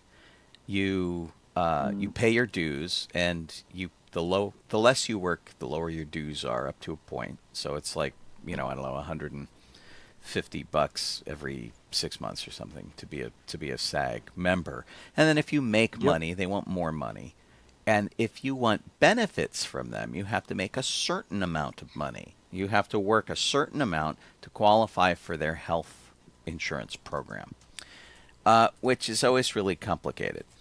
So Jimmy Kimmel did a really interesting thing where he's trying to help out some of the SAG-AFTRA members with their insurance, make sure they qualify for their annual insurance. So if you want a health program from them, you have to make $27,000 in a year from acting work, not just any work, but acting work, to qualify for that. And then, of course, that number goes up every 2% every year, and it's very complex. So a couple of years ago, Kerry Washington hosted an episode of Jimmy Kimmel where actors were invited to be on the show to deliver a speaking line just to put them over the top and get them to claim their health insurance. So they're willing to pay like $1,400 for each actor to come on the show.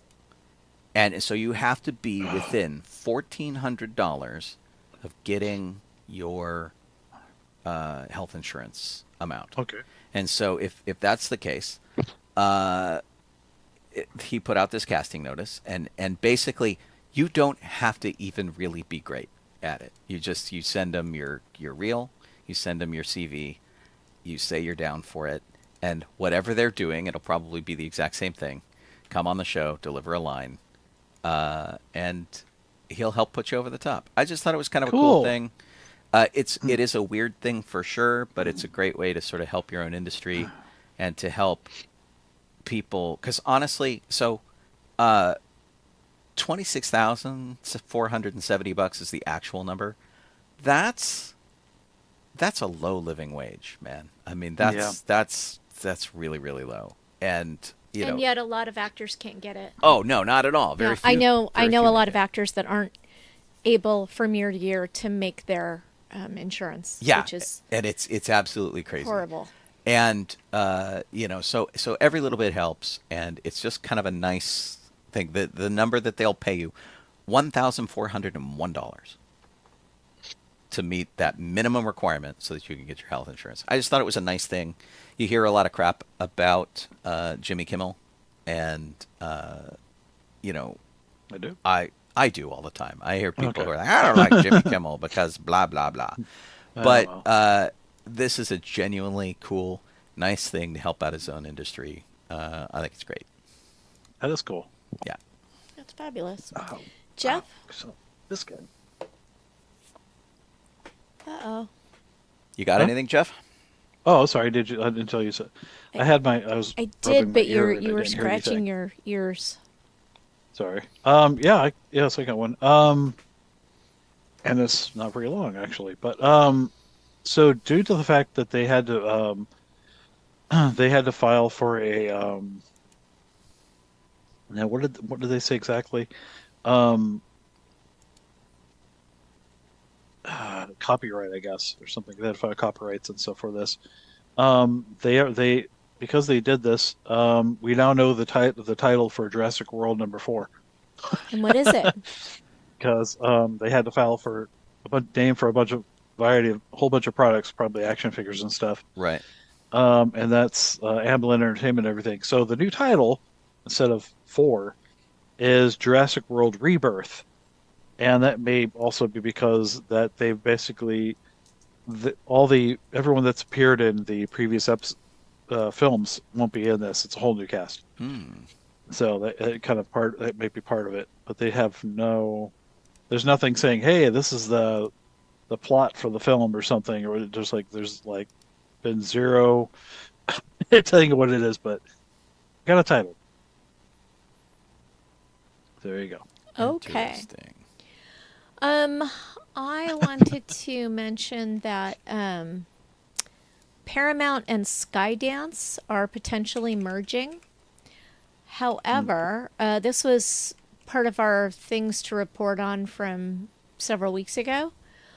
But 7 hours ago, Reuters published an article that said that one of their investors is sued to block the merger, saying the deal would cost shareholders $1.65 billion. Wow.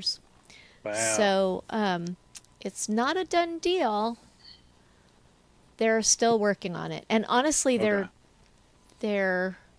you always worry when big companies merge, because you're like, is it going to be a good thing, or is it just going to make everything more expensive? Yeah. Sean? Kind of toughy. Yeah. This one is a little bit heartbreaking just because I like the space so much. I don't remember talking about this on the show, but we may have. And if so, I apologize, because there hasn't been a really official update on it.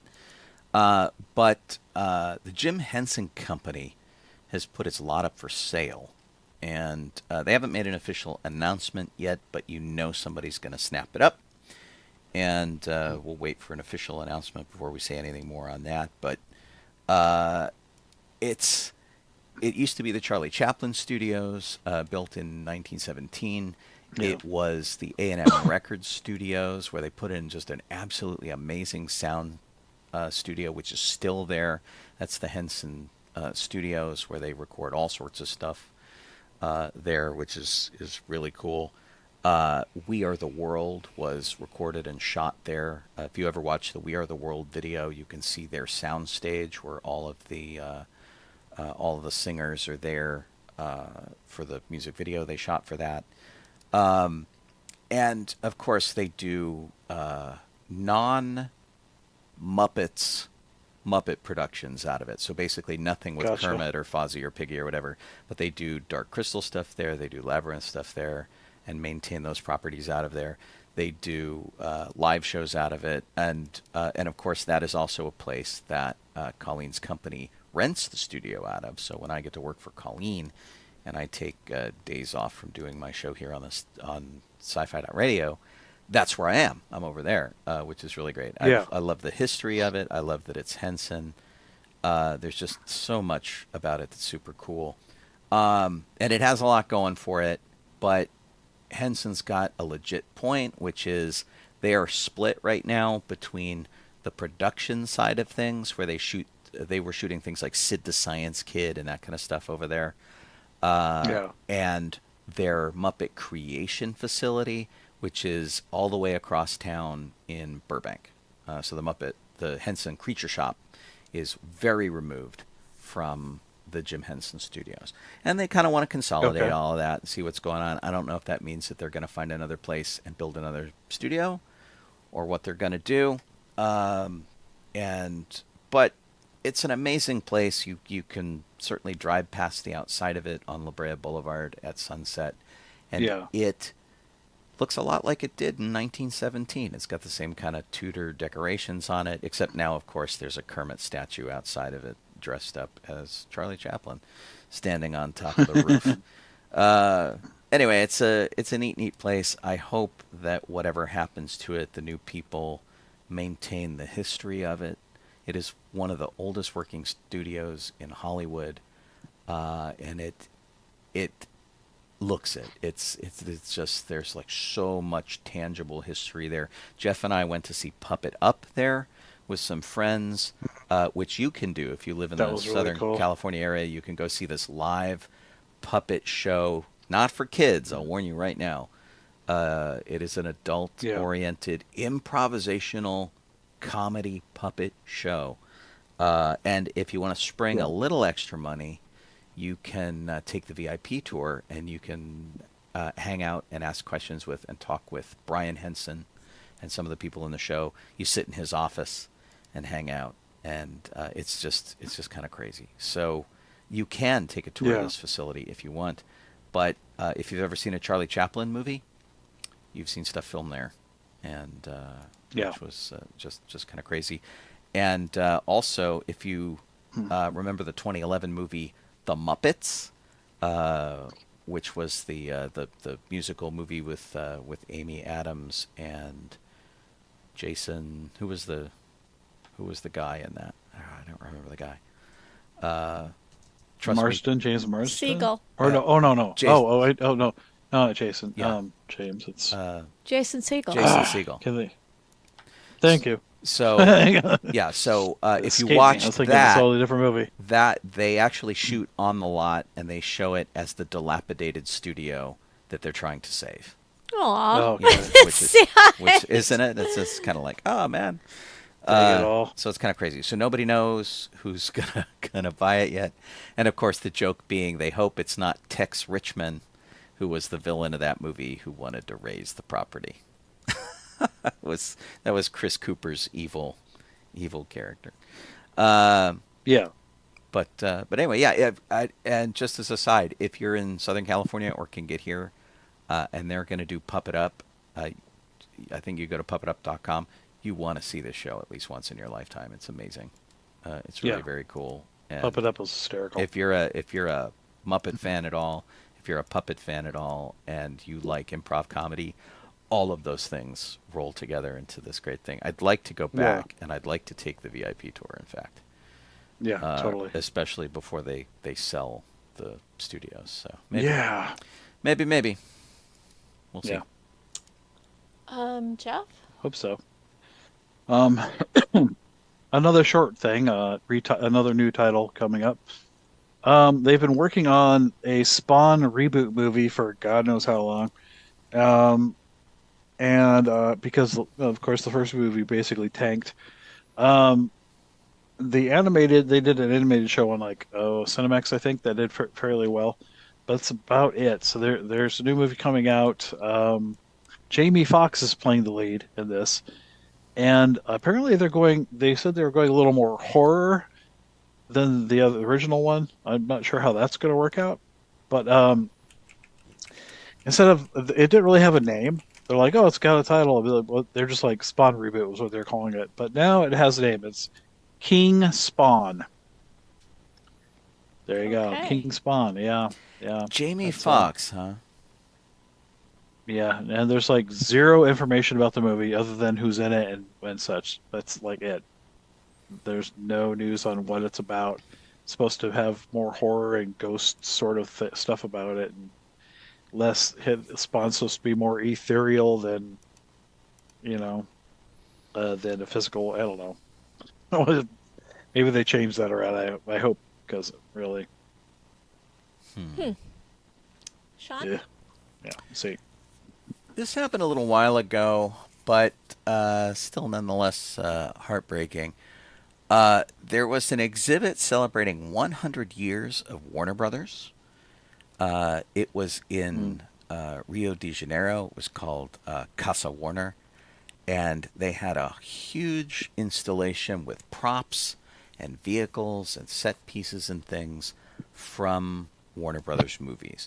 This included a Batmobile. It included a Mystery Machine from Scooby-Doo.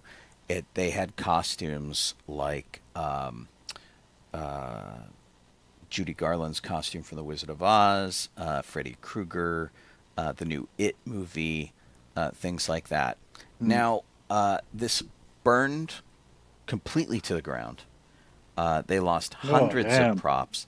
But the thing that we do not know, and it took them forever to put it out because it happened like at 3 a.m.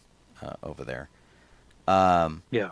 The thing that we don't know is how many of these props are irreplaceable, how many were replicas, and how many were originals. So, in a lot of cases, when you work on a movie and there's something that's considered a key costume or a key prop, you have multiples of them. So, like, Indiana Jones for the Temple of Doom, at the beginning when he's in a tuxedo, they might have 8 of those tuxedos because something might happen to them, something might get spilled on it. They need them for the stuntman, they need them for the actor, and they'll go through a lot of them. I think I spied something like 20 different Obi-Wan Kenobi costumes at the Lucasfilm archives. Wow. And it was like an entire row of just Obi-Wan costumes from every single movie. And so they make many, many copies of these things. And I'm willing to bet that things like Judy Garland's pinafore dress from The Wizard of Oz, merely a replica. It should be. Because how many of those things actually survived from the 1930s? And Warner Brothers was also really well known for throwing stuff out. Yeah. Because I knew some collectors who would basically ransack their dumpsters all the time and get really amazing stuff. So, as tragic as it seems, and certainly the vehicles and stuff, I mean, there's nothing left of the Batmobile. There's nothing left of the Mystery Machine. It's a big old pile of ash. It's just, it's heartbreaking on a number of levels, but in reality, we don't know how bad it is. So, a lot of stuff like Warner's has the Harry Potter stuff, and I'm willing to bet that anything they had on tour from Harry Potter, there is a duplicate of. Could be, There's a spare somewhere. Or conversely, they made a duplicate of it and sent it on tour. So, because that happened a lot with the Smithsonian exhibit for Star Trek. A lot of the props that I made that were replicas that ended up on the Star Trek show made their way to the Smithsonian and were labeled as original props. And I'm looking at it going, that's not real, guys. Do. So, I remember like decades ago. This was literally decades ago, when we had I think Universal had a fire. Were there other studios too that had them? Like MGM had a fire, right? Yeah. Well, so someone else had one. Or Fox. MGM is Sony down by here, and I don't think lost a lot. Yeah. Well, and MGM got rid of a lot of stuff too, because Ted Turner sold a lot of stuff off, did whatever. The big problem that Universal had with their particular fire is they kept having fires in Town Square.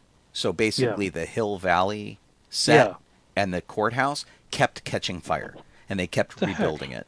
And so that was like a big problem. And then the problem where Universal really got in trouble, the thing that was really the awful, awful thing that happened with Universal, their audio archive caught fire.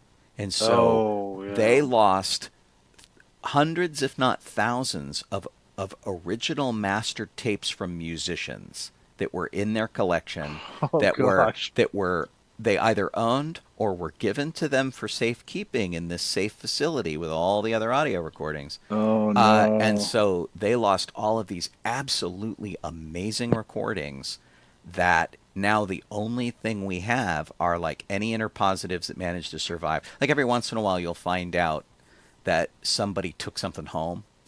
And they're like, well, okay, you're in trouble for taking it home, but thank God you took it home. Yeah. And so that happens. And in fact, that saved one of the Toy Story movies, I think, at one point, where basically somebody had taken a copy home and their servers crashed. And somebody went, well, I have an older copy at home that I'm not supposed to have, but here, I fixed it. It wasn't that they weren't supposed to have it, I don't think. She was working from home before that was normal. Mm-hmm. And it was because she had just given birth, I think, and she was the lead on something. And so that's why she had it. Right. Yeah. So, so some of that stuff happens, but the Universal musical archive fire is one of those things that will just go down in history Yeah. as one of the biggest tragedies. That was in 2008. It said a worker used a blowtorch to warm asphalt shingles that were being applied to a facade. They thought it had cooled. He didn't check it Oh. properly, and the building caught fire. The heck? That was June 1st, 2008. Jeez. And they lost, oh my God, 40 to 50,000 archived digital video and film copies of Universal movies. Damn. Law and Order, The Office, Miami Vice, I Love Lucy, Knocked Up, things like that. And then they also lost music labels from the Universal Music Group, Chess, Decca, MCA, Geffen, Interscope, A&M, Impulse, and all of those. And they expect that Good they grief. lost between 175,000 album master Damn. tapes. Yeah, it's crazy. Chuck Berry, Muddy Waters, all sorts of people like that. Like really, Yeah. really old stuff that we Wow. can't do it, including Martin Luther King recordings Oh, jeez. that he made of sermons and speeches. So yeah, really, really crazy stuff and sad. So yeah, you're right. This has happened before on kind of different levels, Yeah. just depending on what's going on. Now, Warner Brothers here, if you take the Warner Brothers studio tour, they have a lovely museum with a lot of really great stuff in it that hasn't caught fire. Yeah. In fact, our friend Ron is now a tour guide there. Oh, cool. And Ron has one of the Star Wars Road Squadron cars. He's got Yeah. the TIE Fighter Corvette, and he's loving his job over there as a Yeah. tour guide for Warner Brothers. Nice.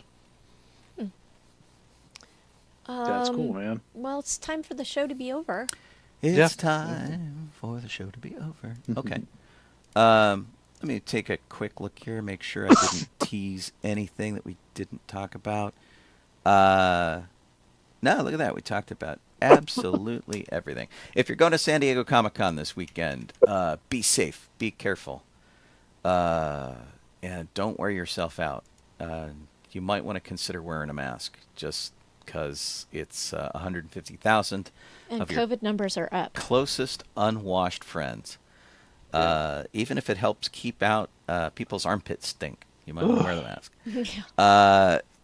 Other than that, I guess, I guess that's it. We'll let you know how our weekend goes. We hope you have an absolutely tremendous one at Comic-Con or not. Yep. And if you're listening to us on sci-fi.radio, thanks for doing that. If you've been watching us on Twitch or YouTube or Facebook, you are awesome for doing that too. I'm Colleen Kaylee Crosby. This is Jeff Soledadaho. I am Sean Obi-Shawn Crosby. As always, May the May the force, force be be with with you. you. Alrighty, let's do a little credits for you guys over on the video side of things. Our theme is by Cosmo Moose, if you can remember 2 hours ago. And I haven't heard from Kit tonight. She was in there. Was she in there? Okay. Well, Yeah, she's in there. Big She's thanks to posted. Kit for Thanks, Kit. keeping track of the Yeah. document, even over 3 weeks when we weren't doing the show. Yeah, That was pretty amazing. super helpful. And she always does our links and stuff for us, and we're very grateful for that. Bye, video people. Yeah. We will see y'all later on.